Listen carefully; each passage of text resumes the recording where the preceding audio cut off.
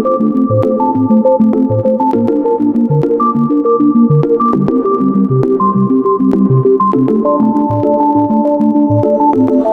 you all for coming today. Before we start, I would like to introduce you all to Rethinking Economics. Rethinking Economics is an international student-led movement that aims to reform the way economics is practiced and taught. So we decided to bring this movement to UCL recently, and we established UCL Rethinking Economics because we're all quite passionate about the positive change that economics can bring in the world. But we also believe that our restrictive economics curriculum must be reformed and supplemented by heterodox theories and real-world applications if we are to achieve this. This event is also our attempt to bridge this gap between our lectures and the real world. We sincerely thank Dr. Kar and Dr. Roll, who were both kind enough to accept our invitation and share their time and their expertise with us.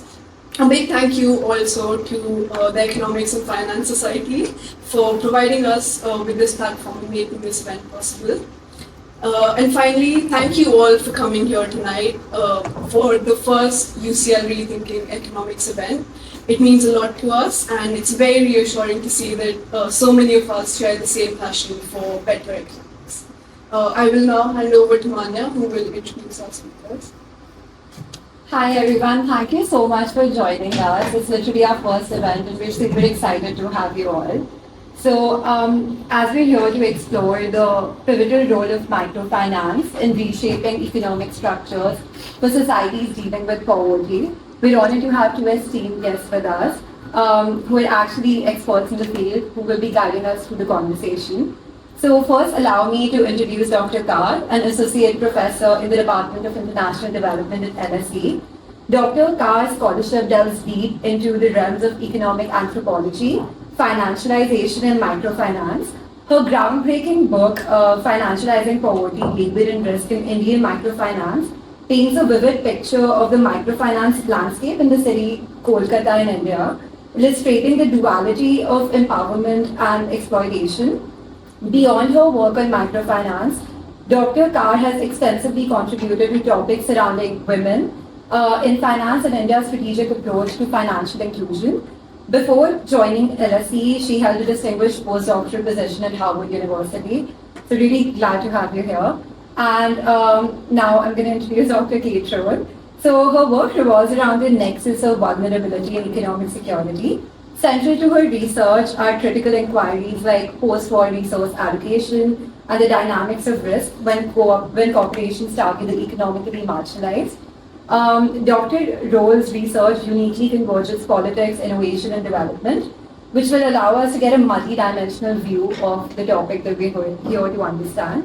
Notably, her study titled Mutuality Meets Microequity explores the intricacies of microfinance experiment in Kenya, offering invaluable insights into real-world applications, something that we're here to do today.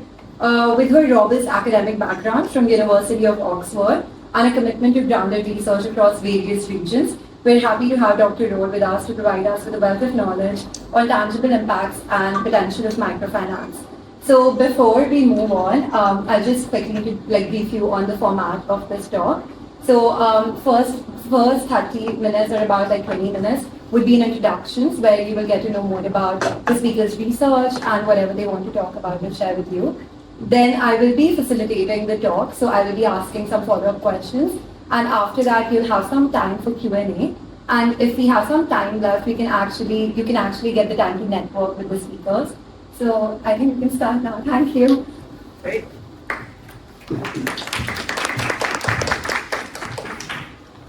Excellent. It's a real pleasure to speak with you all. This is a really wonderful initiative, so a huge thanks to the organizers for bringing us together, and really nice to have this chapter of Rethinking Economics at UCL.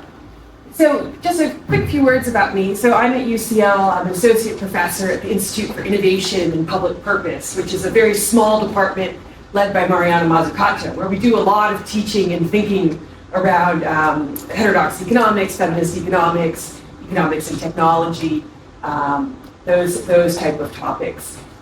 When the Institute came to UCL, I think there was some talk of putting it within the economics department, and then there were sort of tensions there, and so it started its own thing. So I encourage you guys, we only have graduate students, but we do loads of public events, so do come out, and you can get a sense of our work and some of the amazing work of the economists there. Mariana Mazzucato, Josh Ryan Collins, who works on land, Cecilia Recap, who works on big tech, and Carolina Alves, who does really interesting work, particularly around decolonizing economics. So there's a few really, really excellent people there. I'll say a couple more words about my background, because some of these are relevant to what I say. So I'm a political scientist. My doctorate's in political science, and some of my best or most important mentors were either economic sociologists or anthropologists. Catherine Dolan, who's at SOAS, was someone who I worked with a lot. But my postdoc was at the Sohini Business School at Oxford, and particularly looking at some of these, what we call base of the pyramid development programs. It's a term that's going a little bit out of favor now, but it's the idea of sort of doing well by doing good, seeing the poor as a potential market. It has a whole sort of view of poverty and development that I'll speak to a little bit more. But a key part of that project was partnering with some economists at the Center for the Study of African Economies and running a RCT, a randomized control trial around microfinance. So I'll be talking a little bit about that as I go forward. But maybe the first thing I want to say is I'm not sure if we're going to agree with this title. I think this is sort of like a controversial title, How Microfinance Creates the Economic Ladder. And I think we can sort of change some of those words around.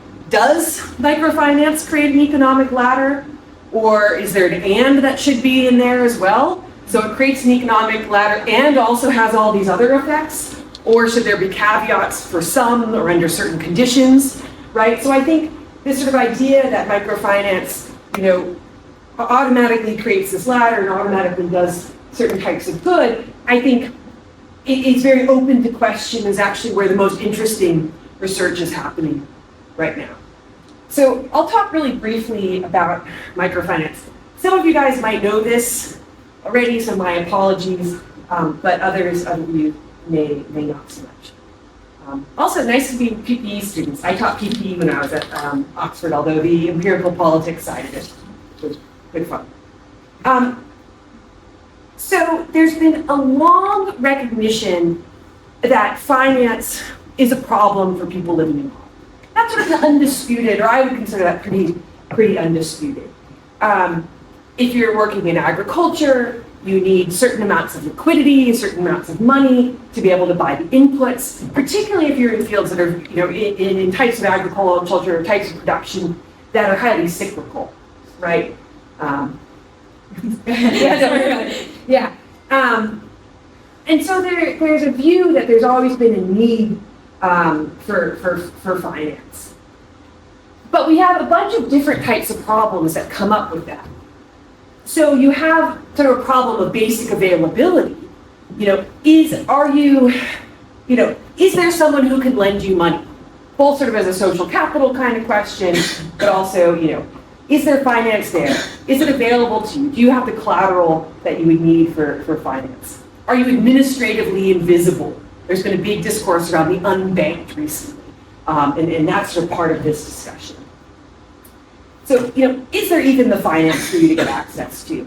And then there's the other piece, which I actually think is the more important question, because I think often there is finance available, but under what conditions, right? Are these highly predatory conditions? Super high compounding interests, right? So really exploitative conditions.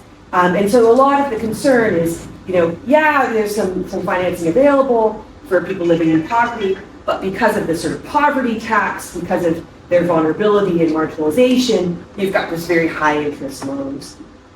And so the sort of microfinance boom of the last sort of 2.5 decades really came out of looking to address that. Sort of the big name, or to note there is Muhammad Yunus, who got the Nobel. So there's not a Nobel in economics, but it's the same thing. And talking about doing group lending and using a social guarantee. And basically the idea is that a microfinance institution, in the case, and we'll hear a lot more about how these are structured, either it's international aid money or it could be privatized, will lend to a group. And then the group is liable.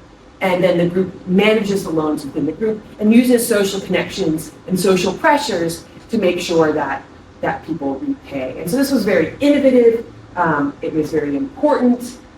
It also very much sort of captured the Clinton era, Obama era zeitgeist of sort of, we're going to have this sort of win-win. It's market driven. It has a potential for profit. It focuses around an individual. Ideas of social capital were very important at that time. Lots of people were reading Putnam. And so this was very much captured sort of the spirit of the moment, was very, very big.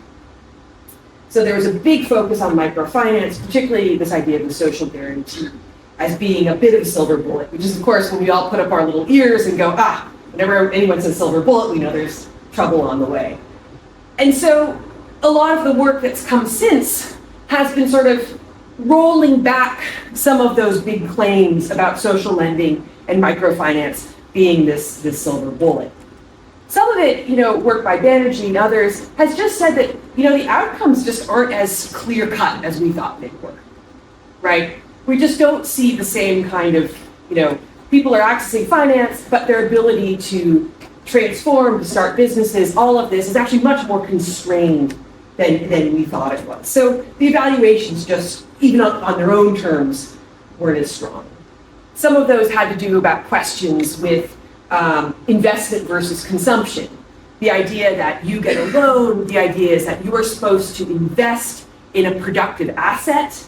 So you get access to a hand tractor, and then your field increases its yield, and then you've got a surplus, and then you send your daughter to school, right? That kind of causal chain or assumptions. But if you're receiving this financing and you're servicing another loan, or you're paying for a consumption, it's not going to have that kind of flywheel or that kind of causal chain that's been assumed. So this real concern about investment versus consumption and what people are doing with those loans. Then there's a sort of another basket of questions around community relations. And if you're using a social lending model and you're defaulting, you're struggling, what happens, right? You're destroying these social relationships that you have potentially.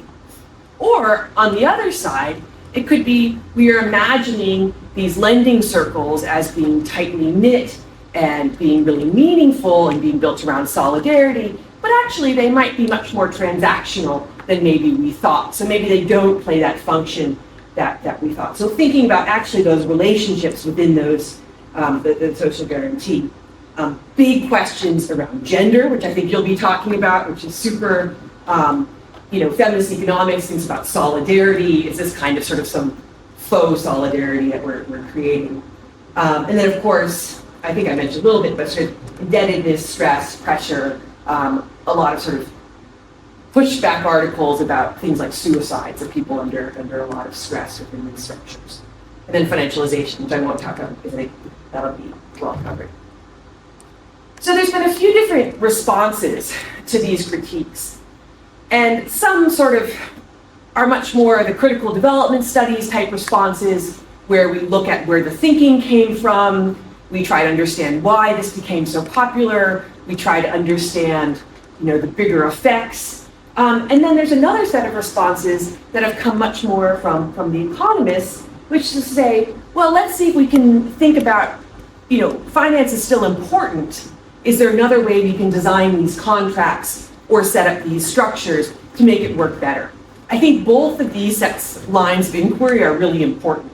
I'm sort of my own training and my background in the writing I do was much more in that critical development studies space, but this project that I worked on is much more in that second one of how do we redesign these contracts. So I'm going to talk specifically about that study. So what we did is we worked with a large multinational that was running a program which they were calling a poverty reduction program. I think it probably wasn't. I think it was a bit of a BS program.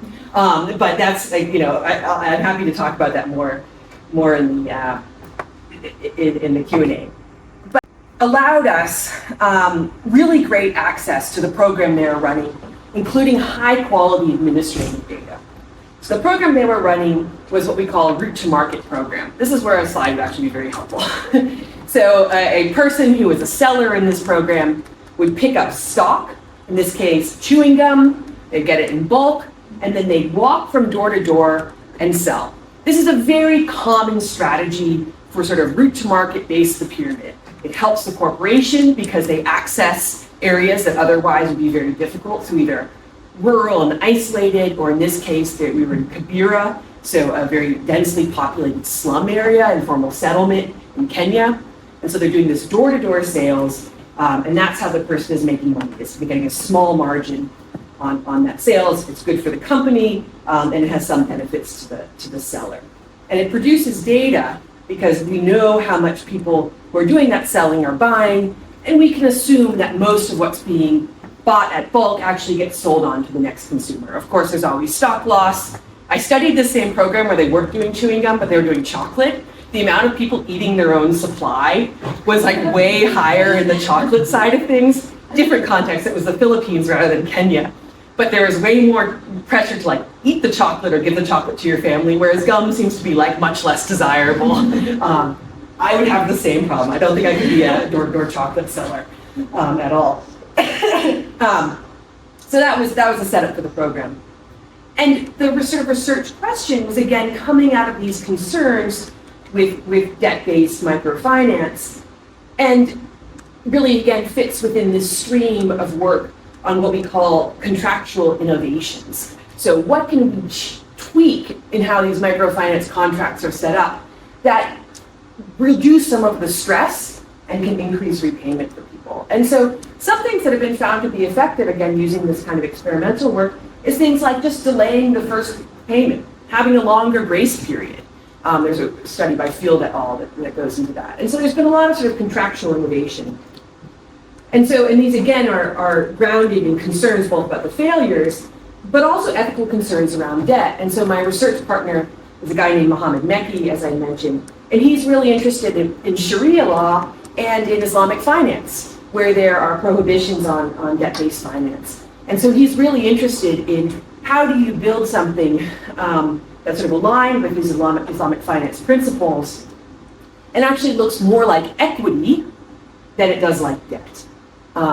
And where, because it's an equity-like contract, as if you were, when I say equity, think about being an investor in someone's company, right? If the company does well, you do well. If the company goes bust, you do badly. Versus being a bank where you lend, and if the company goes bust, they still owe you money, right? That's sort of a basic difference between debt and equity. So thinking about how do we sort of shift some of these structures from being debt-based to being at least equity-like. And so what the experiment ended up doing was helping people who are doing this distribution access a productive asset. This has been the other thing, is rather than doing microfinance in cash, there's been a lot of interest in actually financing productive assets, and particularly focusing on small businesses rather than individuals. I think this is another way to address some of the concerns. And so in this case, the productive asset was taking people who were walking, carrying heavy bags with the candy in it, to giving them bicycles, right? Financing bicycles. So what we call a lumpy asset. Lumpy in the sense that it's expensive, usually you need a one-off payment, something like that. A car would be a lumpy asset for most of us, whereas a bottle of water is something you usually and so we set up 3 different types of contracts. One was about to set 5 arms, but I don't want to talk about all 5 arms. If anyone's running an RCT, keep your arms limited. keep the number low, but that's another story. So a plain debt-like contract, normal contract, where you're obligated to pay it back over a certain period of time. And then a equity-like contract where you had a fixed term. So you would pay a base amount plus a percentage of your earnings So if you had a good month, you'd pay back more. If you had a bad month, you'd pay back less. And that extended over a fixed period of time. And then one which was kind of a hybrid contract where you would have that fixed amount, you'd have the floating amount, and it would only go until you paid back the value of the bicycle. The middle one that I described is, again, most like if you were invested in a business. So in that scenario, if someone, was financed but had a terrible year, they were only obligated for 10 months of payment, and they could end up receiving that bicycle for less than maybe its market value, right? But the other side, the upside, that's the downside risk. The upside is if they had a great year, they might actually end up paying back more than the value of the bicycle, and that's how this would work out for a lender. I'll fast forward. Nicely, we did have a sort of a positive finding, or a large positive impact on business profits, suggesting this can be a useful modification. Having this type of equity-like contract can be a useful modification for helping folks access a productive asset and actually help them manage risk. A lot of what we were interested in and a lot of what the models were built around were ideas of, people who are selling, people who are very resource constrained, often will be conservative in what they do. You don't try to do loads of innovation if you're right on the edge, right? That's something that we often see. There's risk aversion. And so having some of this profit and loss sharing, or having some of this equity-like contract is hypothesized to help people take a little bit more risks and then expand their businesses. And that ran, we had 161 folks in the study, but administrative data for many more. And that paper, I don't know where the paper is right now. It's with Mohammed, and hopefully it'll come out soon. Although some earlier versions have been released. There's also limitations to this. We had the benefit of a microfinance partner. We had the benefit of this really clear administrative data. I think it was mentioned in the introduction, this type of equity-like contract is becoming more popular now that there's a lot of fintechs in places where you can imagine you're an Uber driver, you want to finance a new car, they've got very clear view of how much you're driving and what you're making. There's different models here, but in terms of its applicability in places like Kabira, you need these certain conditions. And also it's very much happening within this sort of experimental space and or philanthropic space where this corporation is interested in this, but often as sort of a social program, not necessarily fully as a money-making program, although that may change. I'm going to pause there on the study. I do want to say some final comments about my own role in the study. So I was brought on as a social scientist. I was not brought on as an economist. And I think that this has been something that we're seeing more and more in experimental work, and I think is really positive, because there used to be a lot of papers that said, we ran an experiment, we saw this relationship, and now we're gonna publish the paper. And I think there's been a lot of pushback against that and saying, you need a why. You need to be explaining the mechanisms behind that. And I think that's what people who are trained in sociology and anthro, in sort of political economy questions are much better suited for. And so alongside the experimental work that Mohammed and Simon Quinn and others were running, I was doing something called photo elicitation interviews. So I was having people, I was saying, hey, tell me about your working life, people who were doing this selling work, and having them take pictures and then basically interview themselves. It's a wonderful research method. And a lot of what they were talking about was like, I'm carrying a lot of risk, right? I have to make a decision each day whether I go on the safe road, but it takes me longer, or I go down this back alleyway and I might get robbed. Making these kind of real decisions each day, and because of the financial pressures they're under, choosing to go down that alleyway. And this becomes really important, particularly in sort of a management or business school context, when we're thinking critically about social programs, Whereas if that guy gets robbed, as is, the risk, he's on his own, right? Because he sits right on the boundary of the firm. If he was an employee of this company, they would sort him out, they'd give him a day off, they'd replace his stock. But he's right on that margin because he's part of this sort of, not fully incorporated, he's not formalized, he's part of this sort of avant-garde, this set of people, this set of usable poor, to be sort of more polemical, that these corporations are using to experiment in these new spaces, but not really fully supporting as they would an employee. So there's some real questions around exploitation that are going on in these base of comparative and particularly route to market programs that I was very interested in. So risk imposition, both financial, physical, and then the potential formalization and basically the kicking out of these folks once there's been it's been proven that this could be a productive area for the corporation. They bring in employees, they bring in cars, they would map it in a different way. So I think, risk sharing is a key theme probably across our work. And then I think also, yes, it's really interesting to think about these contract structures, how we can shift them, but we can't lose track of sort of the larger structures that they sit within, or the larger context of this work.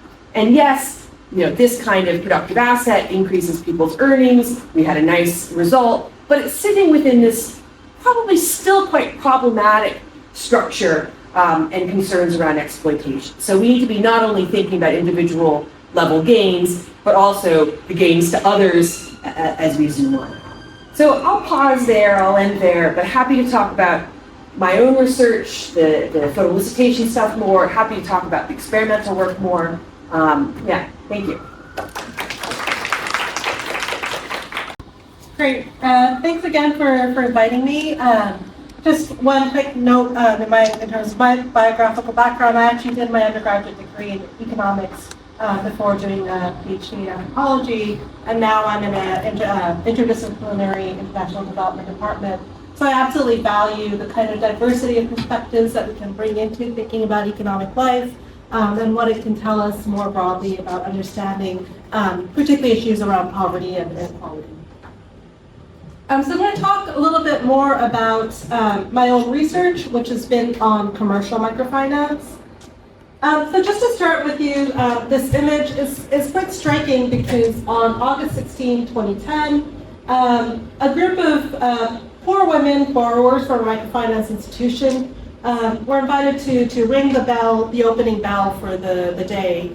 And the reason for this was that SKS Microfinance was had their IPO and was being listed on the Bombay Stock Exchange. Right? So this quite sort of jarring image of these poor women from slums who are at the sort of epicenter of finance in India. And it follows from the sort of broader tendency towards the sort of impact of finance in microfinance itself. So as Kate mentioned, the sort of history of microfinance coming out with the Grameen model and its kind of focus on the nonprofit dimension. We have seen a shift towards more sort of commercial aspects of one that microfinance that is profit driven. And again, we can see just a couple headlines that I've cut from earlier around sort of the entry of major financial corporations into microfinance, and the Boston Consulting Group, which had a report about the next billion consumers. And again, this reflects on the sort of bottom of the pyramid idea that we believe that a comprehensive solution can come only from viewing the next billion consumers through the prism of opportunity rather than obligation. And I think this is a really important thing because this is not about microfinance and financing of microfinance in which, corporations are doing it for charitable purposes. They see a real profit at the end of the day, right? And so my book, Financializing Poverty, it's about the ways in which financialized debt is extended to the poor and comes to shape people's lives in particular ways. And I'll give you some sort of examples of how that happens. But commercial microfinance is increasingly shaped by investment interests. So this issue around risk We have to sort of revisit and understand why microfinance institutions lend in particular ways and manage risk in particular ways, and how that's actually changed the sort of operation of what microfinance does. So financialization, I argue, taps into the productive and consumptive capabilities of the poor to circulate more and more capital, and private firms can extract more wealth from the poor through new financial services such as insurance. So what's important here is not simply that microfinance is given to the poor as kind of a service to them, that it's simply the benefit of the poor, but actually we have to look at how accumulation happens. What is being extracted through the extension of debt to the poor? So in the absence of good public services, the poor increasingly seek out loans and they buy insurance to access services such as private education and healthcare. So one of the things that I found in my research when I asked people what they were going to do with their loans, it wasn't to build a business as is often they put on paper, but if you actually interrogated, what they were going to do with it, it was often to pay a fee for a children's school. It was sometimes to get private health care at private hospitals because the public institutions weren't good enough. It was sometimes to fix roofs in their house when something happened. So a large portion of microfinance is actually going towards sort of what are called consumption loans, right? So they're not being used for productive purposes and not sort of being used for generating further income. They are being used for consumption, and then with the goal that eventually they'll get the next loan and be able to get that lump sum of money and be able to use it for another thing. Again, this has been demonstrated in a number of contexts. Again, the Banerjee and Duflo, they've also sort of identified this in their research as well. So what we do actually see is as we see increasing privatization of large segment of public goods, and the poor are also trying to access these private goods, then they're also going into debt, and that debt is also financialized. So we see this increasing extraction from the poor themselves, that poverty actually becomes a source of wealth. So my research is based on 14 months of ethnographic fieldwork. I did this research as an anthropologist. I did participant observation at 3 different branches of the microfinance institution that I call DENA. Again, it's a large commercial microfinance institution. I did talk to other MFIs, so I think that it reflects and it is comparable to the large commercial microfinance institutions in general. But I've also conducted interviews with the microfinance staff, with borrowers, with bankers and policymakers who are all involved in this process.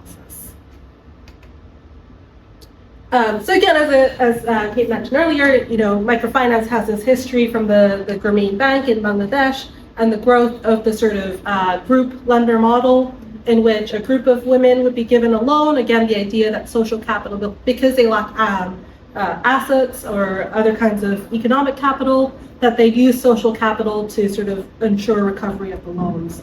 And this has been extremely successful, right? Microfinance tends to have over 90% recovery rates, which is huge. It's much higher than regular commercial bank lending. And this is also one of the reasons that commercial banks, and private sort of commercial institutions really do draw on microfinance, because they can get very high rates of return out of lending to the poor, because again, this idea that the poor pay back. Slide up. Sorry. Really green economy now. You think so? No worries. So when I'm looking at microfinance, I'm looking at in India, when we're talking about the Indian context, there's actually a number of different sort of institutions that are working in microfinance. First is the SHG bank linkage model. I'm not going to go into detail on what each of these are, but this is where a lot of the more sort of non-profit, non-governmental organizations are operating in terms of microfinance. So there is a sector that is drawing more on this sort of NGO model. What I'm looking at is commercial microfinance, or what's in the regulatory terms called the NBFC MFIs. But actually a lot of commercial MFIs have graduated into becoming full banks. So Bandhan is a bank that is now fully a commercial bank that started out as MFI. There are also a number of them that have graduated into small finance banks. And then it also operates as something called business correspondent. Again, I'm happy to sort of talk about this in details if there are questions, but I'm not going to spend too much time on it. Just to say that, there are different operating models, and the commercial is what I'm focusing on. So what is the reason for actually using MFIs? So for commercial banks, it's very expensive to lend to poor borrowers, right? You have to do individual risk analysis for each of your borrowers. You have to have brick and mortar branch offices in different places. This can be rural areas, this can be slum areas. Again, the high transaction costs mean that commercial banks don't really want to lend to poor borrowers. What MFIs do is that they come in between, right? They lower the risk of lending to commercial banks. So commercial banks can lend to multiple different MFIs, and those MFIs then lend to poor borrowers. And this enables a kind of distribution of risk from the commercial banks to the sort of sector of poor borrowers. But in order to do so, there has to be a difference in interest rates, right? So MFIs are getting commercial bank loans at around 13%, and they're lending at 25 to 30%, right? So this is where the profit from microfinance lending is coming from, this increased rate of interest. If poor borrowers could get loans directly from commercial banks, they would get lower rates. So this is one of the issues around presenting this as a good for the poor without looking at sort of what's actually happening. Again, this relies on this idea that 90% microfinance has over 90% recovery rates.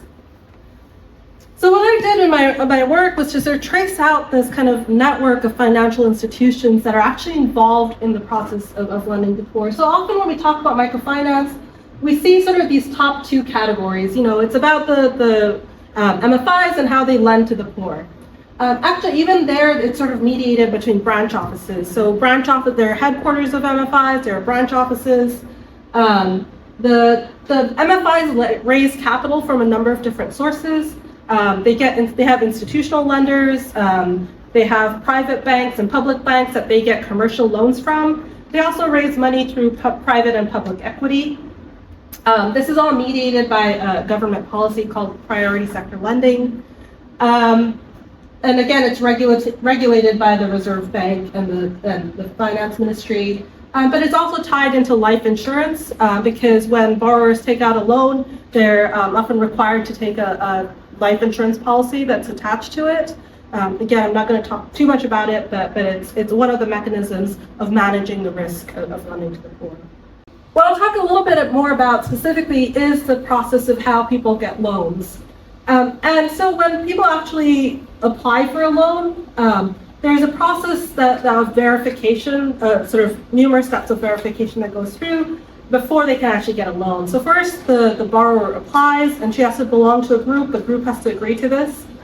But then the loan officer has to go and verify this application form. And so the loan officer goes to the house, checks over all the information that's on the form, and they have to go to the house of the borrower. There's a reason for having it done in people's houses. And then the same process happens again when the branch manager of the branch office goes and again verifies that loan application. And after this sort of two-step verification, the loan can be sort of given to the borrower.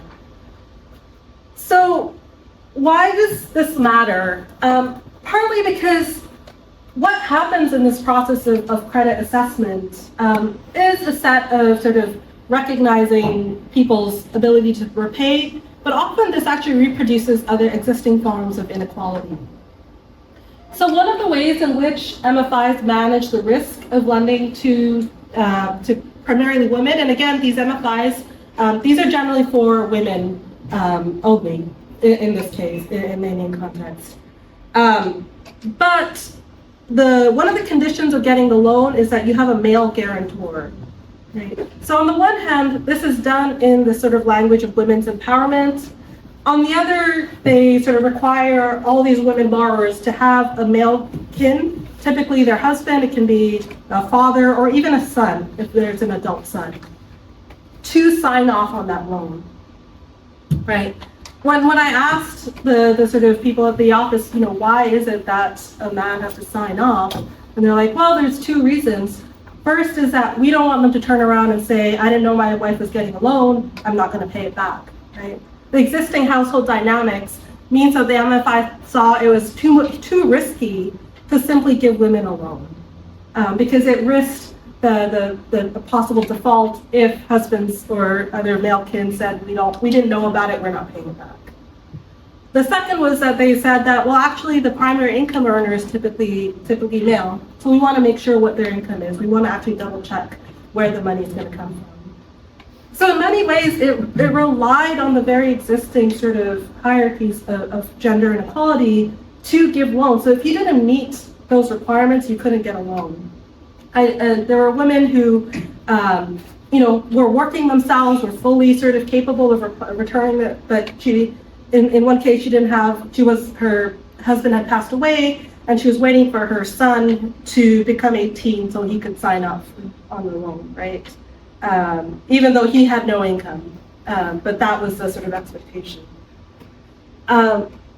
Similarly, by going into people's houses, and I'd often accompany the loan officers on these visits, and I'd ask them what they were looking for. And at times they'd be like, oh, the house was kind of dirty. Oh, they're cooking too many dishes.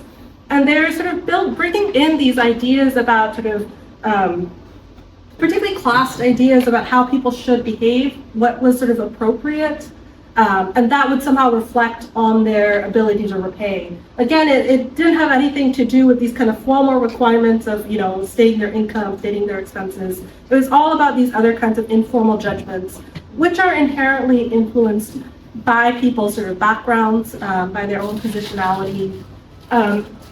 And this further reflected in sort of when loan officers who were primarily Hindu were working in primarily Muslim neighborhoods, in which, again, there was a tendency to reproduce existing sort of hierarchies, existing prejudices in relation to the borrower. Again, nothing to do with the actual stated things around income or ability to repay. So what we see is this need to manage risk, to sort of reduce risk so that you can keep generating this kind of capital for microfinance in a commercialized sense, actually makes it quite conservative. It's not a particularly radical program anymore. It's something that relies on ensuring this high rate of repayment, and you can only do that by ensuring the sort of risk is quite low. But I just want to conclude with a quote from one of the borrowers that I spoke to, and I think just to speak to the title about whether it's a ladder or not. And she said, we used to be dependent on our husbands, but after the loans, we were able to compromise on many things. The loans have spread everywhere.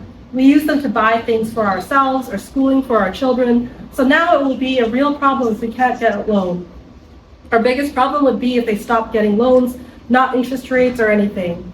The end of loans would be bad. What would happen? All would be as it was before. So what I want to emphasize is that the loans do something. Because of their role in terms of consumption, it actually helps people make ends meet, right? That doesn't mean it's transformative. Because at the end of the day, she says that if these loans stop, they'll just go back to what it was. There's no fundamental sort of way out of poverty through microfinance, because it doesn't change the actual conditions of poverty itself. It simply helps people to manage and meet those risks. But with the caveat that I'm going to say that at times it does sort of, when people stop being able to repay loans, when it becomes impossible to juggle those repayments, it's not simply that it would go back to as it was before, it becomes much worse. And you mentioned the case of suicides, which is something that I've come across in my own work. So for borrowers themselves, it's something that helps as long as they can sort of keep managing that repayment. So that's my sort of talk. Thank you. So one of the things, again, as I mentioned, the reason that microfinance is successful, has over 90% recovery rate, is that it's very inflexible. They have these weekly, sometimes monthly meetings. You have to go, you have to pay. If not, you face the consequences of extreme peer pressure, of being hassled by your neighbors and friends, because again, this is based on the group dynamics. And so this extreme inflexibility makes it really hard when people face any kind of crisis. So this can be a large-scale crisis like the pandemic, where especially people working in the informal economy lost livelihoods.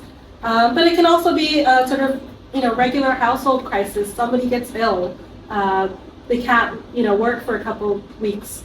They have to pay a hospital bill. All these things make it really hard to repay, but you suddenly have to repay every week. And I asked the loan officers when I was talking to them, about flexibility and about, if someone was ill, and they kind of laughed about it and says, well, everybody would just produce a letter from a doctor then and nobody would repay. But at the end of the day, it's unethical to expect people to be able to pay week to week to week without any kind of flexibility. There's more flexibility in commercial sector lending. There's more regulation around it than there is in microfinance. And if people have to cope with crisis, then they need flexibility, and that has to be reflected in the practices. I think this concern with rigidity is where a lot of sort of ethical concerns that drove the research that I was involved in came from, of saying, people are going to have these shocks. There are going to be big economic shocks. The study went through the pandemic, and we saw that effect. You can trace that with the sales that the folks who were taking part, their loss of sales, things closing down, all of that. And so you say, oh, okay, these contractual innovations may actually be a way to sort of support people through that while also meeting some of their financial needs. I think, the big caveat there is that you don't have sort of a social group that's being your guarantor. You basically have this high frequency data, this high surveillance capability, to understand that people aren't getting fake doctor's notes, that actually this has to do with their real sales. And, there's ways of gaming and cheating in all kinds of contracts. But I think this interest in how do you build in this flexibility is out there. But what it's coming up against is this commercialization, this financialization, where I'm guessing there's very little appetite for that, or very little desire for that kind of flexibility. Thank you so much. My next question is about how microfinance institutions reinforce gender disparities. So I think you've actually worked on that research, but I think it would be super helpful to know it from the both of you, how you think it impacts and how Yeah, you sure. You know way more about this than I do. So in gender terms, again, it's not by no means universal, but a majority of microfinance is targeted to women. And part of the reason is that women are underserved in formal lending, and so microfinance is seen as a way to sort of address this inequality. So I mentioned a little bit about the way in which sort of lending actually reproduces gender inequality, but actually requires a lot of work on the part of women, because you have to now attend a weekly group meeting for an hour every week, on top of everything else that you're doing. When you're getting a loan, you have to go and get a set of documents, and you have to sort of collect all these things. And so I call this sort of credit work, because it's all this work that's now increasingly required as part of accessing credit that is gendered. Right? It falls heavily on women to be able to get the loan, to pay back the loan, face the pressures of that loan within the household. And all the time, when we see the growth of microfinance lending to women, what we simultaneously see is no change in larger scale lending. That it's still the larger loans are going to men, which means that sort of bigger businesses opportunities are still sort of gendered. They're not the ones that really enable women to make a fundamental change in terms of their livelihoods. So I think, in a way, on the one hand, it sort of offers this other opportunity for lending. On the other hand, it has tended to actually sort of increase workloads for women. It hasn't sort of been transformative fundamentally in terms of their economic sort of role within households. Yeah, I think that's a great answer there. So I won't add in on that piece, but I think there's sort of two sort of interesting pieces to build on top, particularly around the idea of women's social networks and women's social capital. There's been a lot of interest in saying, women aren't economically active, but they've got these social networks. Let's, engage women to be door-to-door sellers. Again, tying into programs that I've studied, because they know people and they can leverage these social networks and leverage this social capital. And beyond beyond the microfinance context. And I think what we saw in the research, particularly the research we did in the Philippines, less so in Kenya, because I think there's different social norms and women are much more accepted as working than the area where we were studying in the Philippines. Where that these women had strong social networks, but they weren't necessarily around selling. They weren't really around business, and that these networks were sort of quite quickly exhausted. You're doing door-to-door sales. It's like multi-level marketing. You run through your family pretty quickly, and then you really have sort of a limit to how much you can do. And so understanding what women's social networks actually look like, instead of just saying, women know people and therefore they'll be fine in business, is quite different. And we similarly see there's a wonderful scholar called Toyama who talks about whether technology helps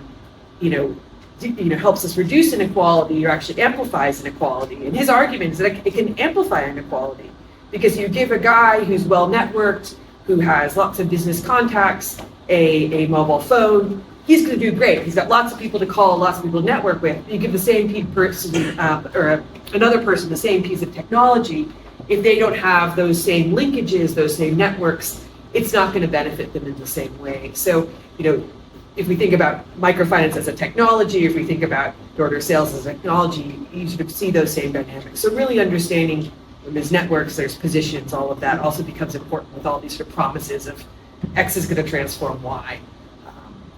Yeah. It's actually great you mentioned technology, because my next question is literally about digital finance. Asking a bit unrelated questions because I want everyone to get an idea of different aspects of microfinance. So as we're transitioning into this digital finance era where a lot of transactions are happening online, how do you think we can adapt to this change, and is it good for microfinance? Is it bad?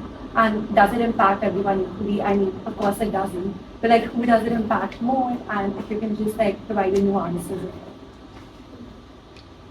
it. So there's a couple of points that I'll try to make in response. One is, again, I've talked more about the main case because that's what I'm most familiar with. You have to have sort of financial inclusion to have sort of digital finance in various ways. And so the Indian government has sort of had a large program of financial inclusion to try to get people to have access to formal bank accounts, and that this would allow sort of transfer of cash transfers. Again, this is tied into the social protection programs.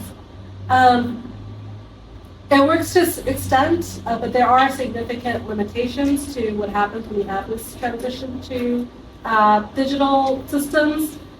One is around gender issues, actually, which is to say that what people have found is that women are better at sort of hiding cash, which is to say, it can be for various purposes, but in cases of domestic abuse, for example, and this was made particularly apparent when India had demonetization a couple of years ago, in which basically 80% of the cash currency in the country became demonetized. It was no longer valued. You had to go to a bank and sort of get the new notes that were set out. But a lot of women who were sort of keeping cash aside suddenly either had to disclose to their partners, who were sometimes abusive, that they had cash, or they had to lose it, right? So there's a way in which that if you don't have full autonomy over digital finance, then it can have these unintended consequences for women.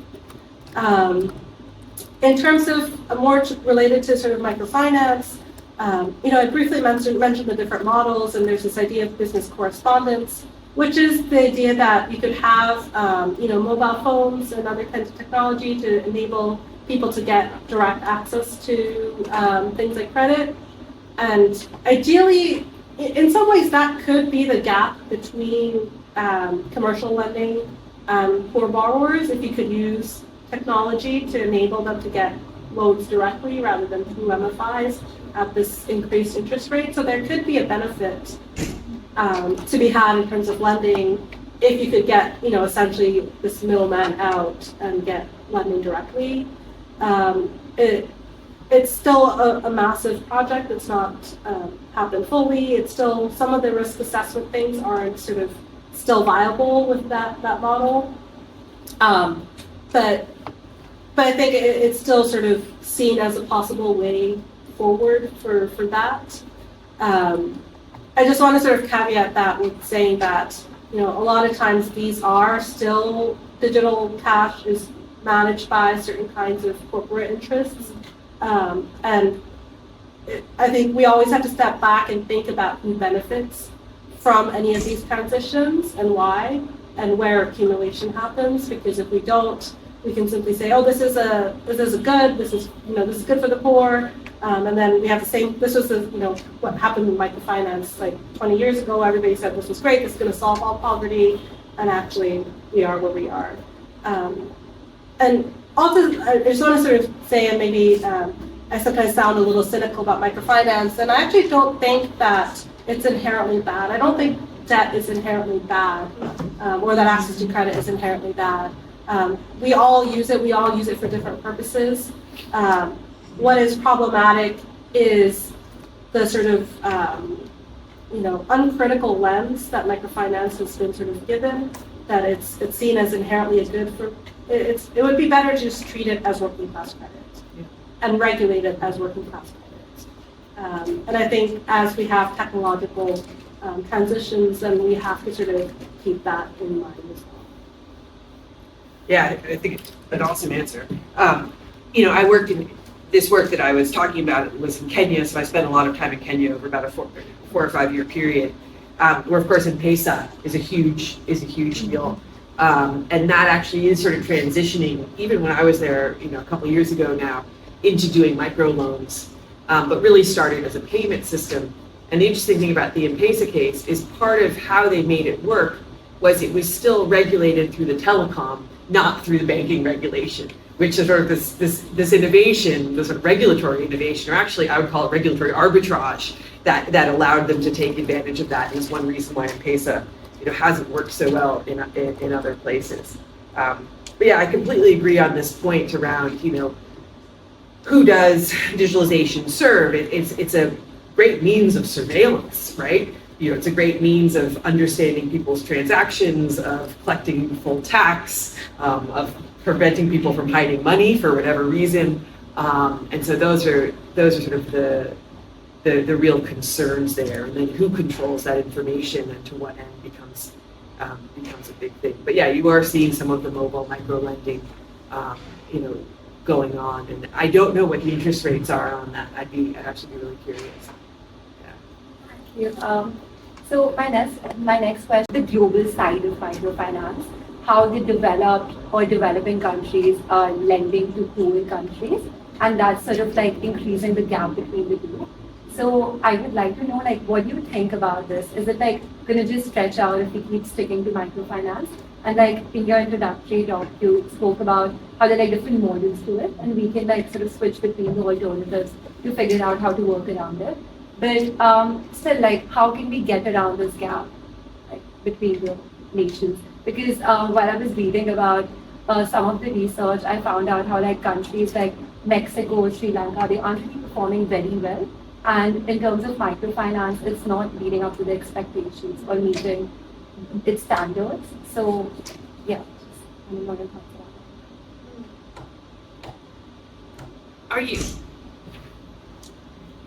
Are you thinking about, when you're talking about the sort of gap between high income and low income countries, are you talking about sort of the role of microfinance in that gap? Is that the question, or maybe? No, so basically, for example, USA level to, like, for example, India is still developing. Sure. Or somebody like who's like not at all developed or still on that phase. So how microfinance can like target that and like sort of extend it more? So both ways. Well, I think we probably share, this sort of skeptical or, healthy skepticism, particularly around microfinance at the sort of individual level as being, we've got these sort of two competing ideas. You've got very high repayment rates. So in some ways it's very successful. It's providing liquidity, it's allowing people to do all these functions that are really important. But whether or not it's actually doing this transformation, right? So it's successful on one metric and then failing on another metric. And so I think there is, and international aid programs are investing in this, are putting money into microfinance and microlending. So I think there is a little bit of a question coming up. Is this, a good development investment if you're trying to have certain outcomes around poverty reduction? I do think that there's been increasingly interest in saying, okay, access to finance and access to reasonable price finance is very important. This focus on the individual is probably not where we're going to see that transformative. So is it about, again, lumpy assets to small firms, moving up sort of a level, and is that where we actually see more real economic change? And so I think there's sort of different attitudes or changing attitudes about where this kind of micro or medium finance is the most effective. Yeah. I think in the global context, on the one hand, the reason some places are more or less successful can have a number of factors related to it. Some can be around the existing infrastructures of financial inclusion. You mentioned the sort of M-Pesa example, and in parts of Sub-Saharan Africa, East Africa, where the mobile money has grown, but it's been because of the lack of sort of infrastructures around commercial banks, for example, which is very different from Latin America or South Asia, where there's much more sort of integrated commercial banking sectors, which have been used as part of. So the outcomes can depend on what exists and what's being used and whether it's been sort of successful or not. In some cases, again, what I look at is commercial interest in it. So it's less about seeing it as aid, and it's about where it's profitable now, and that's where it's not so much aid that's going into microfinance; it's commercial finance, right? And so in that sense, and it's I'm talking commercial finance in the sense it's not just of the big banks or something, but as we have this increasing interest in things like ethical investment, for example, investment funds, and I think this is one of the things to be sort of wary of, which is that as lots of people think, okay, I want to invest ethically, and the organization I worked with, they had pension funds from a Dutch pension fund that was like looking to invest ethically, right?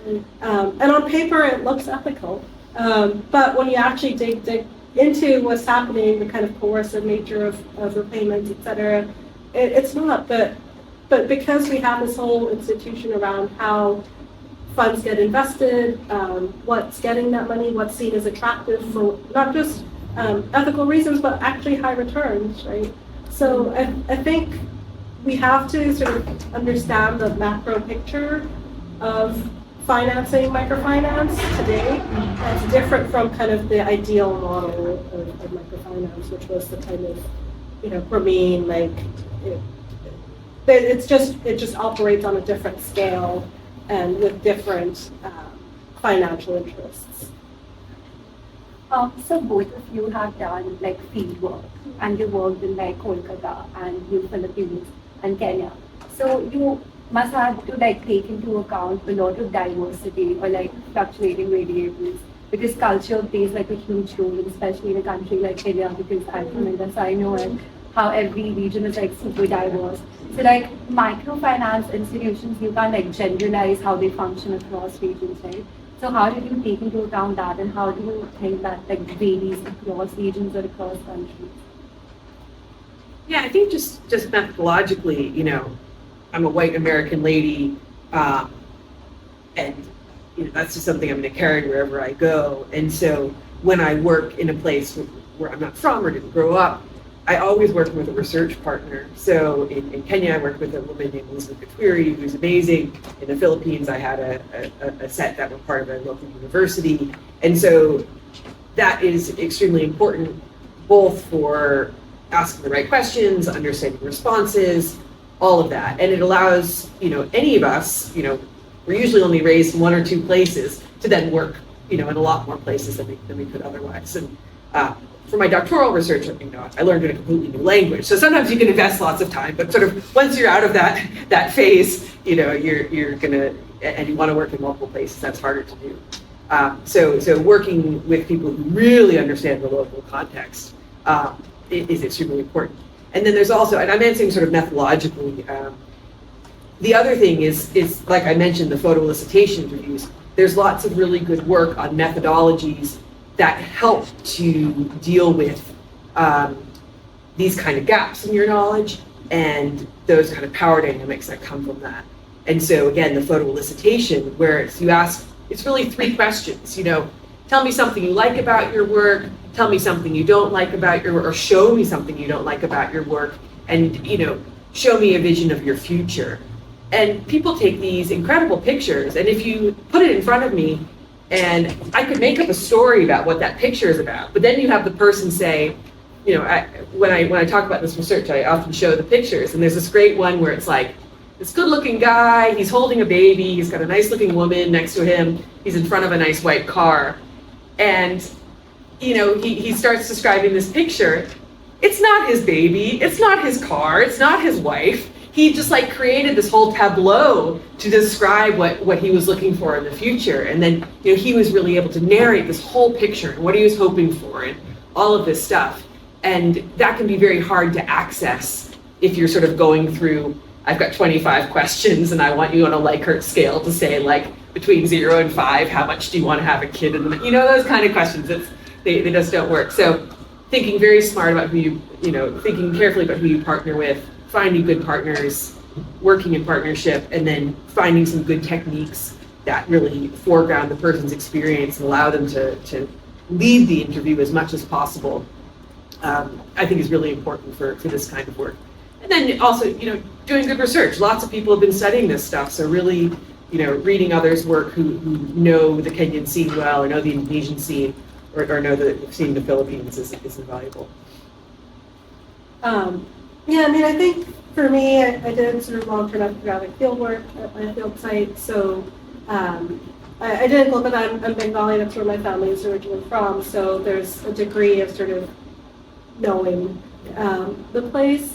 But I think, you know, part of the sort of benefit of ethnographic field work, of going somewhere repeatedly over time, is just building the trust of people that you work with. So as I mentioned, you know, if you ask someone once what they use their loans for, they're going to tell you what the sort of reason on the paper is, right? Oh, I have a sorry business. And one of the things I did tally was, like, if you asked that on that first go what people took a loan for, I think like I had like 40% of people say they took a loan for a sorry business. That's not possible in the context of the economy that people are in, right? So there's a degree of sort of people tell you what they think you want to hear. And then as you get to know them, they'll tell you what they're really using it for. And you have to build that rapport with people. And you can only do that by sort of engaging the people that you work with, and sort of respecting their time and everything as well. But I think in terms of comparative dimensions, I think there are things that are very specific to my region. So one of the things that I talk about in my book is on sort of class dynamics, and there's this very specific sort of concept of what's called padruluk in Bengali, and how it's sort of used in the context of microfinance and people sort of claiming this kind of identity, which I don't think is necessarily generalizable to even other parts of India, because it's not the same sort of cultural context. But there are other things, like some of these MFIs, the same way that you might think of multinationals, they operate in multiple states. So they're actually using the same model in different states. And I've had the chance to sort of engage with other colleagues who work. I know someone who works in Bangalore on similar issues. We have similar findings, someone who works in Tamil Nadu on similar. And so the fact that our findings overlap, I think, confirm the sort of research and sort of give a sense that, okay, that, this is something that's coherent. There are specificities, there are things that sort of are very specific to the region, but there are also things that very much sort of map across. Also, one of my frequent collaborators is someone who works on microfinance in Paraguay in Latin America, and we've actually written about the work of comparison and what it can generate for us to understand, because I think one of the problems of microfinance has been to take this model and just throw it around the world and see where it works, and this singular sort of thing that apparently was going to solve poverty everywhere, and clearly it doesn't. But we can even step back, and Carly Schuster, who I work with on, she's the one who works on Paraguay. We've also written a paper on what we call subprime empire, because if you look at the subprime crisis, it's not that different.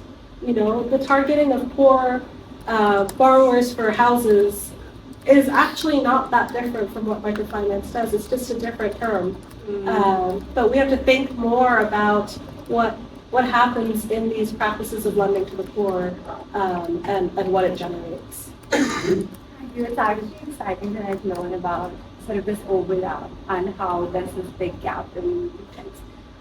So I was just wondering, how people know some loan is better than no loan, otherwise you would go back to the original state.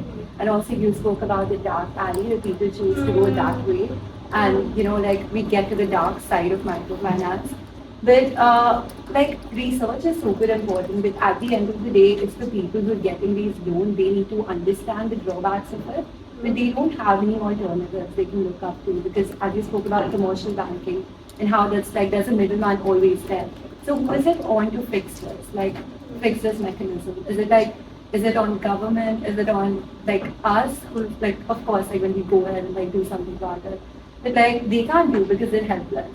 So what is their role in this whole scenario? And I think this is my last question. We give other people a chance to ask questions. Yeah, I think there's sort of two main areas that are, maybe targets of some of this work. I think one is really around regulation, thinking about, I'm going to blur one category to the other, not thinking about these in such a special category that they don't get regulated in the same way that we would regulate other type of financial institutions. I think there's a real audience around that, thinking about what policy changes you make that would make this less exploitative. But I think the other piece is around sort of, again, popping this bubble around this is the solving everything. And so, conversations like this where we talk about it is important. Because all you guys will go on, and when someone says, oh, let's do a micro-lending program, you'll say, well, we have to think about the gender components, we have to think about the financialization components, we have to think about, how we build in flexibility if we're going to do this kind of contract.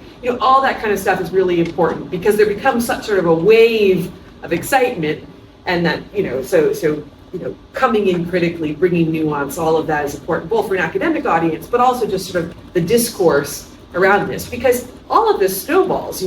Gates Foundation was involved in this, Clinton Global Initiative was involved in this. It really, then it feeds over into big USAID projects, right? I'm just talking about the US context right now, but there becomes sort of a zeitgeist around this. So I think bringing some tempering that a little bit is important. These kind of conversations are part of that. So again, as I mentioned, obviously I'm critical of microfinance, but I also think it has an important role and function in sort of helping people make do. And I never advocate simply taking it away, because it is something that people have worked into their portfolios, and you might be familiar with the sort of portfolios before. But it is a strategy that people have. That's not to say that they should forever have that as a tool, and I think that's where we have to be more focused on. because I think microfinance is actually a great way to tell us what the problems are, because it tells us what people spend money on. It tells us that people spend money on private education, on private healthcare. So the fixes there are public goods. You have to have better public education, you have to have better public services, so that people aren't going into debt to pay for that. It gives you alternatives to think about what happens if someone needs to fix their house. Are there alternative financial sort of mechanisms that we could have to enable households to face these kinds of shocks? And so I think in some ways we can use actually the information that we get out of microfinance to identify what can be fixed, what is, by seeing what people actually spend this money on, we can lessen the burden in those areas. Again, you can't solve this overnight, right? It's a longer term commitment. But again, I think it's always a problem of the idea that there's going to be a silver bullet that will solve everything. And everything's contextual, everything has to be looked at with greater sort of complexity. So I think to get to that, again, I don't advocate like getting rid of microfinance. I actually think we have to have a way of phasing it out. Thank you so much. This actually incentivized me to read more about it. So I'm actually going to do that after this talk. So, I think as an anthropologist, my response to everything is always it's complicated. But in the first question, is it a ladder? For some people, it is. Some people are able to use that and I think the sort of Banerjee and Duflo argument is that some people who are already doing well are actually able to use them well, but that's not the case for the majority of borrowers. So it's not a blanket, no, it's not a ladder, it's a qualified no, right? That if you have the exact right set of circumstances, yes, it can help you get out of poverty. But for the majority, it doesn't. It just helps you make do. And your second question is, what should be the aims related to microfinance? I think for me, we have to treat microfinance like we do other sources of credit, which is to say that we have to do away with this kind of notion that it's like some additional good.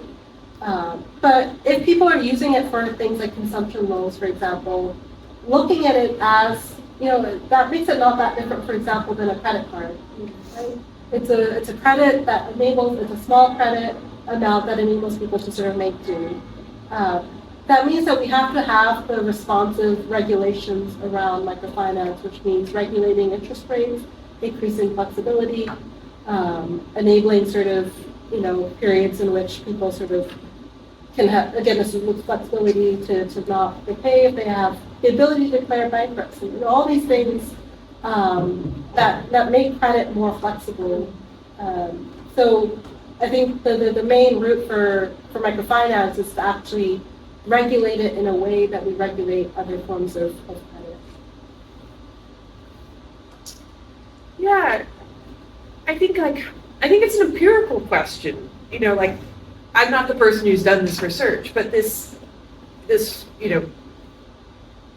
an answerable question. Does it, on average, right? Of course, with different caveats. Or for whom does this serve as a ladder?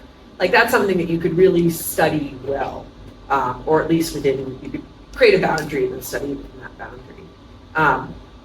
Even just the small boundary of the study with, working with 160 odd people, we saw overall, an increase in their business profits. That's really good. That's not moving someone out of poverty, right? That's making their lives a little bit easier. It's helping them within a business, which is already a very marginal business, door-to-door selling. So you can say, in certain conditions, this is under experimental conditions, which are always a big asterisk on that in terms of relation to real world. You can have some positive impacts. But this sort of on aggregate, is this helping people out of poverty versus helping them manage the challenges of poverty? I think that's, my guess is if we did the meta review, we'd probably say not so much, right? Or only for certain groups like you mentioned. And we also had sort of similar sort of like star performers who got this asset and then like did all sorts of crazy stuff with it. In terms of the sort of the way forward,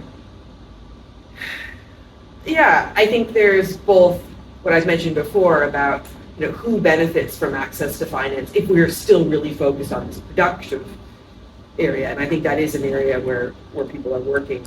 But I really like your answer about sort of normalizing it and then thinking about how to build in more rights and flexibility for borrowers. I think that's extremely important. And it connects to discussions of payday lending, in places like the UK or US and others as well. Similar challenges.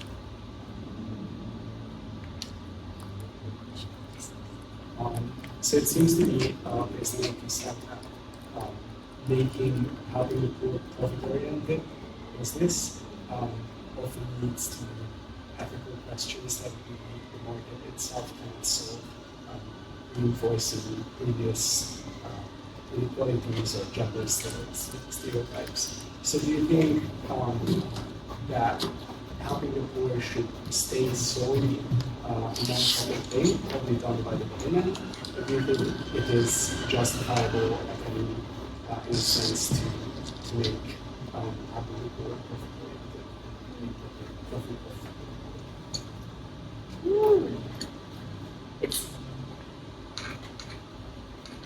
So, okay, there's like one part of the question that I'm going to be sort of pedantic about. Like, one of the big things with sort of work by people like Mariana Mazzucato and a lot of the new economic thinking about the relationship of states to markets is that there's no such sort of thing as like the market and the state, right? They're completely interpenetrated, and markets are created and regulated. And they're social projects, right? So like, I don't want to get too sucked into that line of argument, but just to sort of say that like we can't sort of be like there's the market and then there's the state, or there's the market and then there's the third sector or something. But to sort of now take your question on in terms of what you're really asking. I think there are, because I was studying these sort of corporate social responsibility programs, and this search always for a win-win, I think was tricky, of trying to find, doing well by doing good. This company was selling candy, right? And you're like, okay, candy, well, they've got some sugar-free gum. There's some very good work by Neil Karnani, who talks about merit and demerit goods. Well, okay, or a lot of this bottom of the pyramid stuff started, we're gonna sell soap.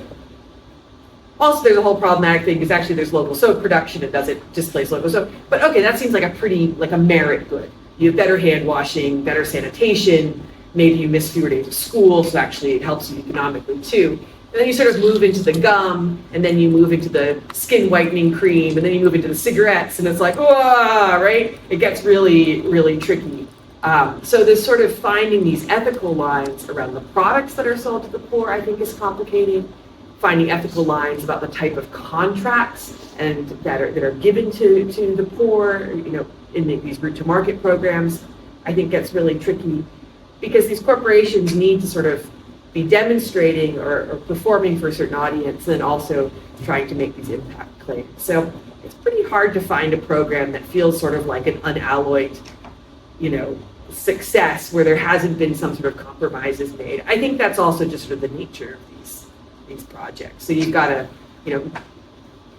maybe it's too high a bar to say that this should be untainted by corporate interest. It's a corporate social responsibility program. That's going to be part of its performance. But I think to be very mindful and skeptical of some of those claims if we do take that seriously. I'm talking, so my answer has been really about private sector actors being involved in this.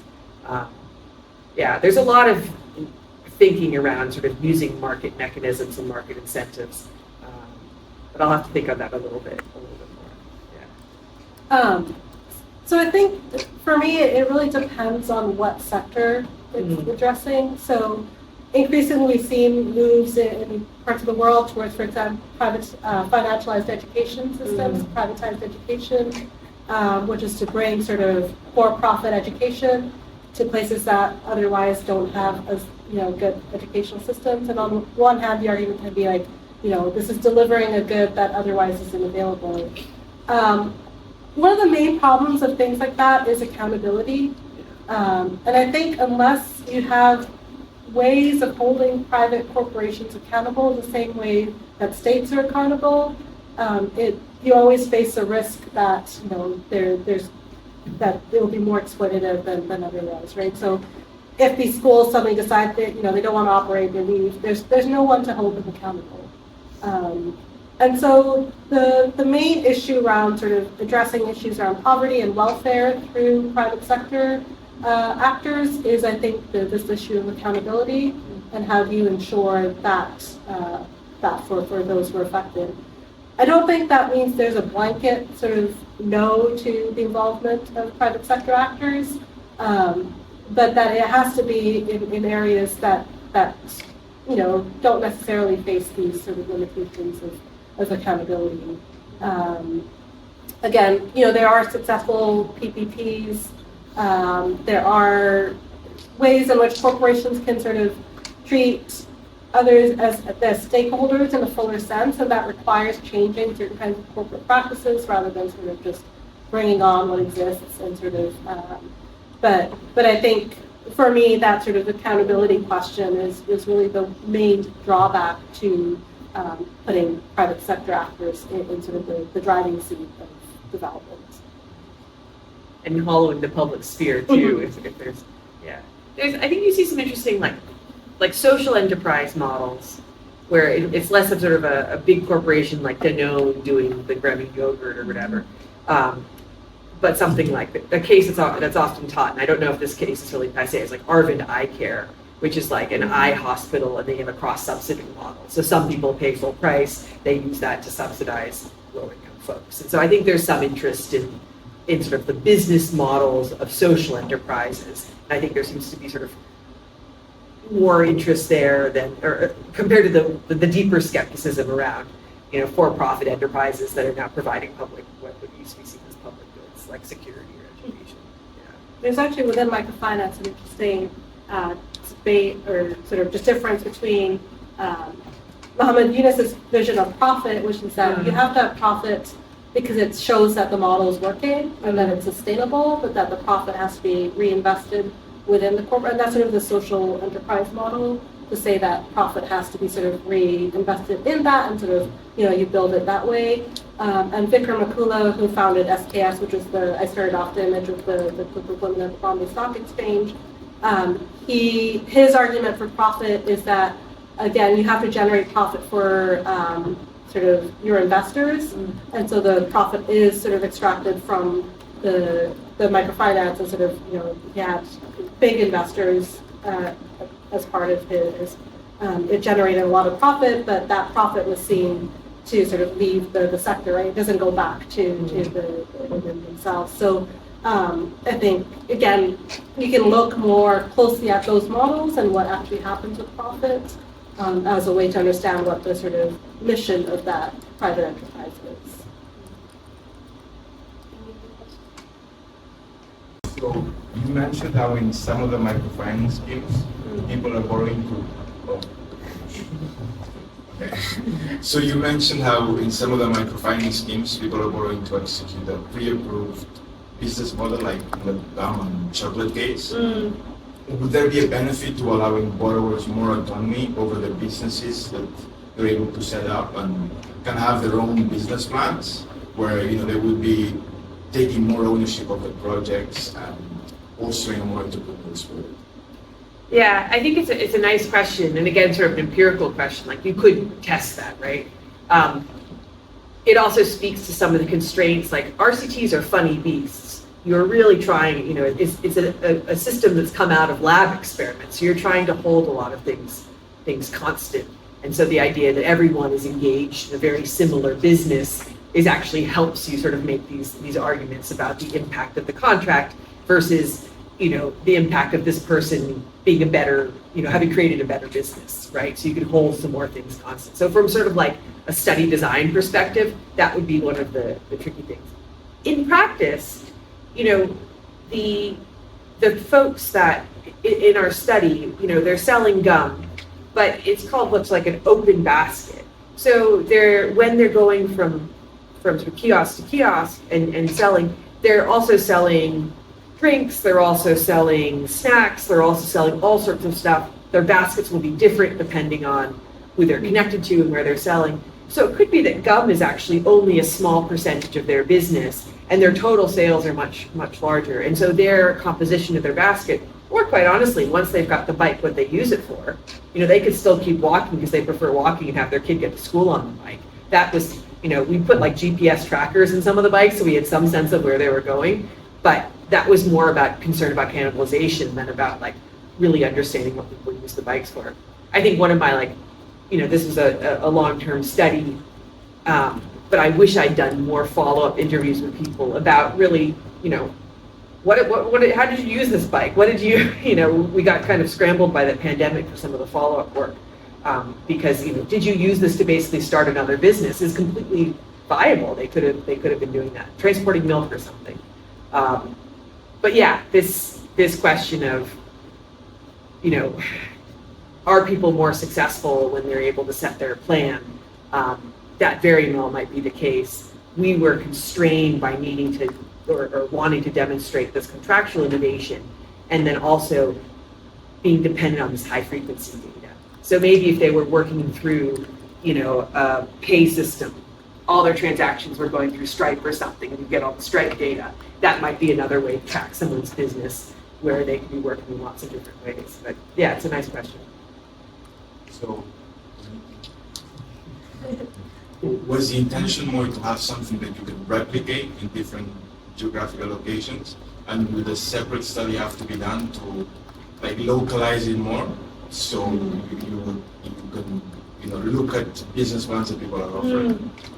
Yeah, so I think the academic work is funny because you're talking to other academics more than practitioners at times, and so I think what Mohammed was interested in, what I was interested, was saying, we know that there's this problem with rigidity. We know there's this problem with debt. What would an equity-based equity-like contract look like? And would that work under these sort of understandably artificial conditions, even though we're working with real people? And if we can show that it works, which I think we did relatively successfully, could that be a model that others would adopt? Because, if it's more profitable for the sellers, it also is more profitable potentially for the MFI, right? You've made an investment in a business that's doing well.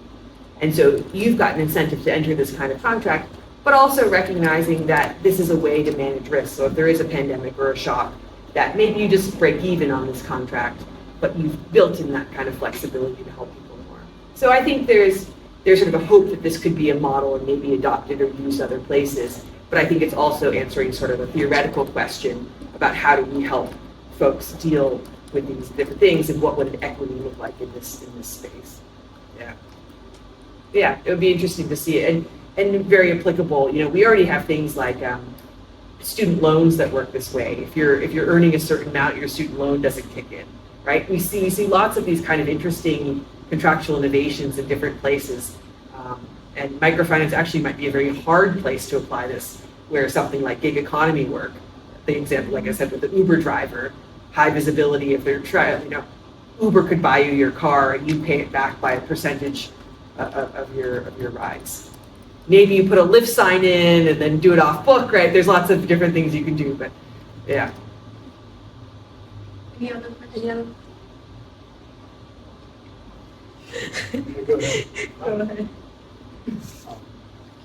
So just coming back for 1 second to the gender question. So I would have thought before this talk that microfinance would have the opposite effect as to what you said. Because I imagine it to be quite liberating for people living in unhealthy or abusive relationships, because they can have the opportunity to step out of it. And so I was wondering, the studies I've read on basic income schemes and similarly done small scales, what they found that it did have a very healthy effect on these relationships. Many divorce rates actually skyrocketed after that because people had the opportunity to step out of these relationships. And I was wondering, do you have any experience or thoughts with other folders of schemes of how how they can deal with these gender issues? So one of the things is that microfinance in its sort of original model was designed to have gender empowerment. And part of it does work in certain contexts. So Parvati Sanyal has looked at this in rural India, where by simply having women sort of leave the house to go to these meetings has an empowering effect.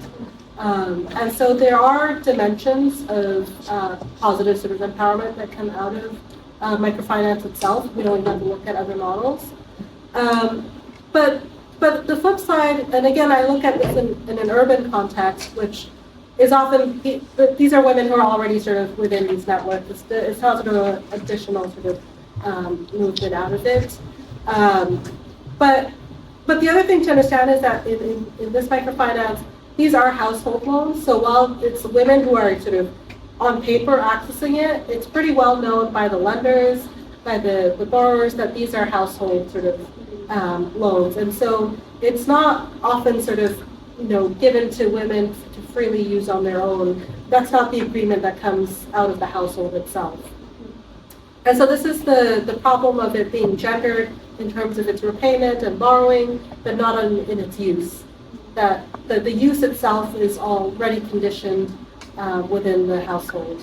And I think the problem, and this has been reproduced in other contexts, we see this in Bangladesh, and there are studies that also show sort of the influence of women over the money that they themselves earn and bring into the household. Actually, poorer households women have less say over the money that they have in the household than higher income households.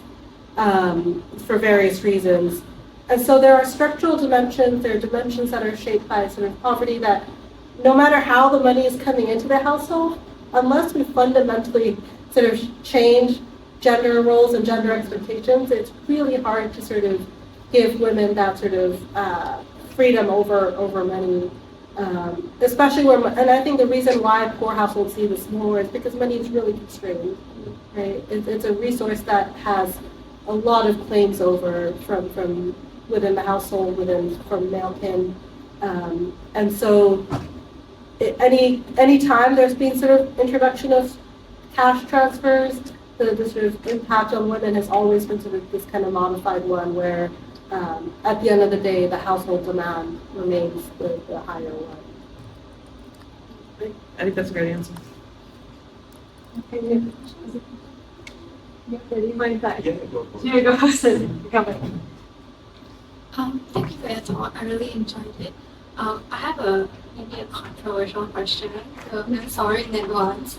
But like we see that this microfinance loans are lent out at a very high rate, and ultimately that's being lent to the poor even more because we know that the richer you are, the lesser the rate that you will get. And then like they are subjected to rates up to 20%. And on top of that, they go through like this whole risk assessment system at the process. So isn't microfinance just another initiative of the financial institution to take advantage of the poor? I think we're probably in agreement. I don't know. Yeah.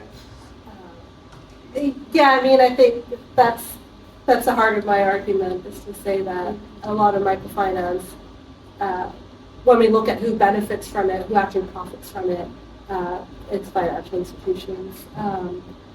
Which is not to say there's no benefits or interests for the borrowers themselves, but the sort of success of it is at the top, not the borrowers. I think that's right, particularly in terms of commercial microfinance. Sorry. So you mentioned how these loans are, going to the woman, but it's really like for the household, because you're trying to lift up the household of poverty. Do you see these? So there's like two objectives here: trying to encourage women to go into business, and then try to lift people out of poverty. Do you see them conflicting in some way, and can this be reconciled?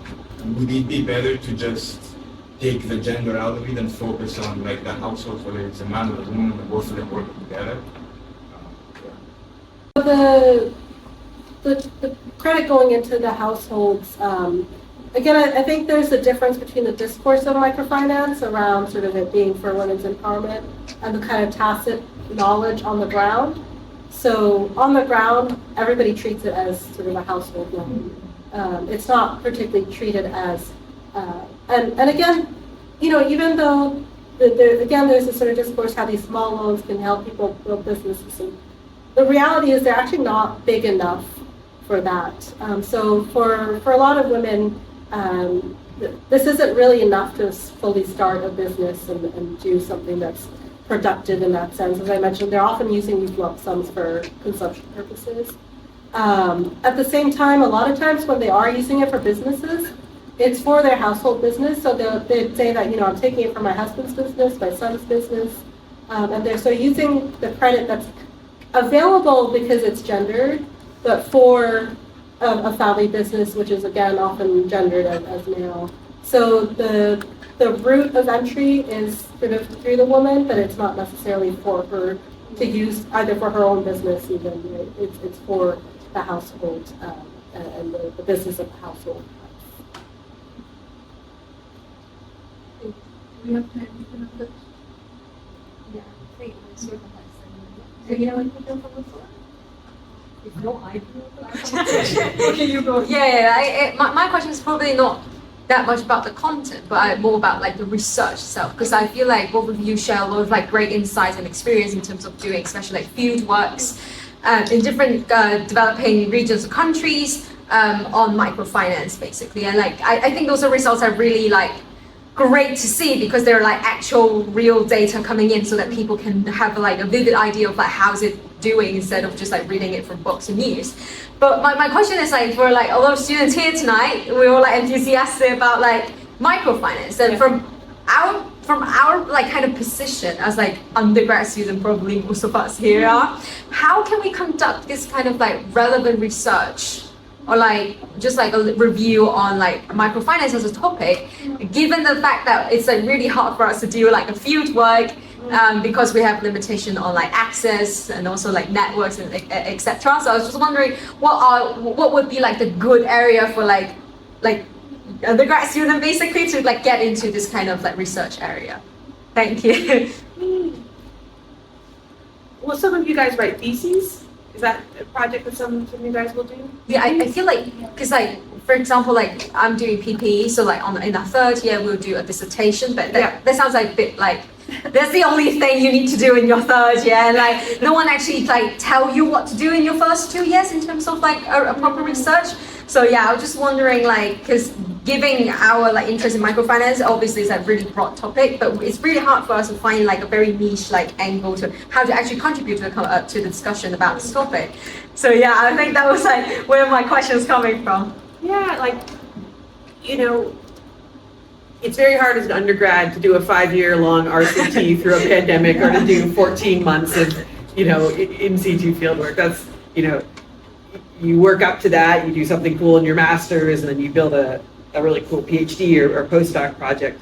But, you know, things like interviewing is very available to you. And, you know, I've worked with undergrads in BASC, which is the multidisciplinary department, where they've done really wonderful, not so much in the anthropological vein, they're not talking so much with a broad user base, but they're interested, you know, they're talking to the sort of doing elite interviews. So they're talking to key decision makers or regulators or people who are helping to shape, you know, they're often, if they work with me, they're often doing something on a policy. And I think that can be really good work. Like some of those theses have been really strong. And I think mainly they're strong because they're able to find a narrow question, a small question that has sort of a plausible number of people to talk to that you can do it in a robust way. So you might only have 12 interviews, but they're really with the right people to attack your question. You don't need 350 interviews or thousands of interviews to attack that kind of thing. And so, you know, there's interesting questions around, you know, lots of stuff has come up here around regulation, around the ethics of lending, whether it be payday lending. Do they do payday lending in the UK? Is that something here? Probably, yeah. But there's lots of questions around that, around financial inclusion, surveillance. There's lots of issues that touch the UK directly, as well as where each of you guys are from. That I think if you can find a nice, narrow little entry point, and then do some really targeted stakeholder or particularly elite interviews, I think you can do some really, really great work. And this is a big, and as you can hear, sort of a moving topic. We have changes to the way the sector works. We've got increasing skepticism. We've got people who are trying to fix it. We've got people who think it's garbage. You've got a lot happening here. So that would be my sort of semi-generic advice. Thank you. Yeah, I agree. Yeah. Thank you both. I'm also quite passionate about microfinance, and I do see a lot of potential like you guys in it. And I feel like it's really important to have people looking into it. And I wonder how many constraints do you run into when doing research like this? Because you obviously have funding from here, funding from there. And do you always see eye to eye with the people that are financing these studies? Or is it, you kind of have to navigate that and try to push for the view or the type of study that you want? But the way you see it, is there like a conflict there? So my project was funded by sort of academic bodies, so there's no, I'm not tied to anything. It was sort of free to do whatever. The constraint was that I was working with a particular MFI, and so whether they would be sort of concerned about what I had to say, and they were very open about my access and my ability to sort of engage with. So I didn't feel like I was constrained in any particular way in terms of my access to the field. But again, that was sort of unique to my experience. I can't say whether that would be the general. My postdoc research, it was funding that came from a single corporate sponsor. I was, of course, paid through the business school, but you really end up in some tricky conflict of interest areas. And even though you're very much protected by the university process and research ethics and this and that, you can end, we had a paper that was killed by Danone. We had conflicts with Mars, who was doing this route to market program. And so there is an element of, conflict there, particularly if you're being critical of something that they're saying is the best thing ever. I think you see that much more in business schools because it's much more common to have money coming from corporations. And you just need to be really on top of your rules and ethics and understand the limits around your work and make sure you're really dotting your I's and crossing your T's so that if you have something that you want to publish that they're not happy with, you're still able to move forward. But it was really stressful. I have to say that was my doctoral work was all with ex-combatants, literally revolutionary fighters in East Timor, talking to hundreds of them. And it was way easier than working with corporate Americans. It was, really, really tough, way more stressful. So, I would try to, going forward, be very careful about where your research funding comes from, even if you've got sort of the research protections around you, because it does get hard. I'm afraid that's all we have time for today. Thank you so much, Dr. Kar and Dr. Wu, for sharing your insights. I'm sure it was an eye-opener for a lot of us over here.